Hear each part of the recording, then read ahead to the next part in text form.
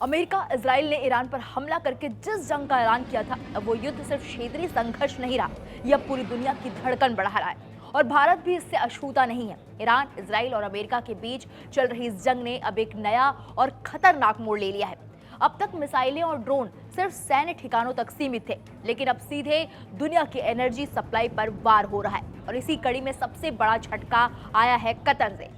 Qatar के रास लफान industrial city, जो दुनिया के सबसे बड़े एलएनजी हब्स में से एक है, वहां ईरान ने मिसाइल हमला कर दिया। हमले के बाद भीषण आग लगी और गैस उत्पादन को तुरंत रोकना पड़ा। यह हमला ऐसे वक्त हुआ जब कुछ ही दिन पहले इजराइल ने ईरान के साउथ पार्स गैस फील्ड को निशाना बनाया था। यानी अब जंग सीधे एनर्जी वॉर में बदलती हुई दिखाई दे रही है। कतर ने साफ कहा है कि ईरान ने रेड लाइन पार कर दी है और चेतावनी दी है कि अगर ऐसे हमले जारी रहे तो पूरे इलाके में हालात और बिगड़ सकते हैं। वहीं दूसरी तरफ ईरान भी पीछे हटने के मूड में नहीं दिखाई दे रहा है। नए सुप्रीम लीडर मुस्तफा खामनेई ने साफ कहा है, हर खून की कीमत होगी और सिक्योरिटी चीफ अली लाराजानी की हत्या का बदला जरूर लिया जाएगा। यानी संकेत साफ है, जंग अब और तेज हो सकती है। अब सवाल, इन सबके बीच भारत की धड़कन क्यों बढ़ी हुई है? दरअसल कतर सिर्फ एक छोटा खाड़ी देश नहीं है, बल्कि भारत की एनर्जी लाइफलाइन है।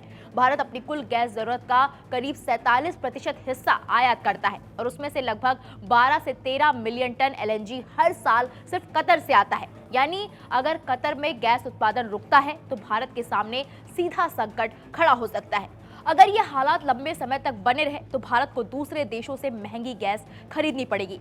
एलपीजी सिलेंडर की कीमतें बढ़ सकती हैं, बिजली उत्पादन महंगा हो सकता है, इंडस्ट्री और ट्रांसपोर्ट सेक्टर पर दबाव बढ़ेगा और सबसे बड़ा असर आम आदमी की जेब पर पड़ेगा। संकट यही खत्म नहीं होता। स्ट्रेट ऑफ हॉर्मुज, जो दुनिया का सबसे अहम तेल और गैस रूट है, वहां भी तनाव चरम पर है। भारत के कुछ गैस टैंकर समुद्र में फंसे हुए हैं, यानी सप्लाई चेन पर भी दबाव बढ़ रहा है। हालांकि सरकार का कहना है कि फिलहाल देश में गैस की कोई कमी नहीं है, लेकिन अगर जंग लंबी चली तो हालात बदल सकते हैं।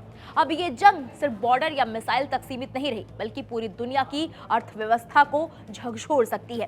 तेल और गैस की कीमतों में उछाल, ग्लोबल मार्केट में अस्थिरता और सप्लाई चेन का टूटना, ये सब मिलकर एक बड़े आर्थिक संकट की शुरुआत कर सकते हैं। तो मिडिल ईस्ट में चल रही ये जंग अब सिर्फ 3 देशों की लड़ाई नहीं रही, ये एक ऐसा तूफान बनती जा रही है जिसकी लहरें भारत के घर घर तक पहुंच सकती हैं। और इसलिए कतर में गिरती हर मिसाइल भारत की धड़कन बढ़ा रही है, क्योंकि तेल बाजार में मचा हाहाकार और भी बढ़ सकता है। फिलहाल इस पूरे मामले पर आपकी क्या राय है, हमें कमेंट बॉक्स में जाइए और जरूर बताइए।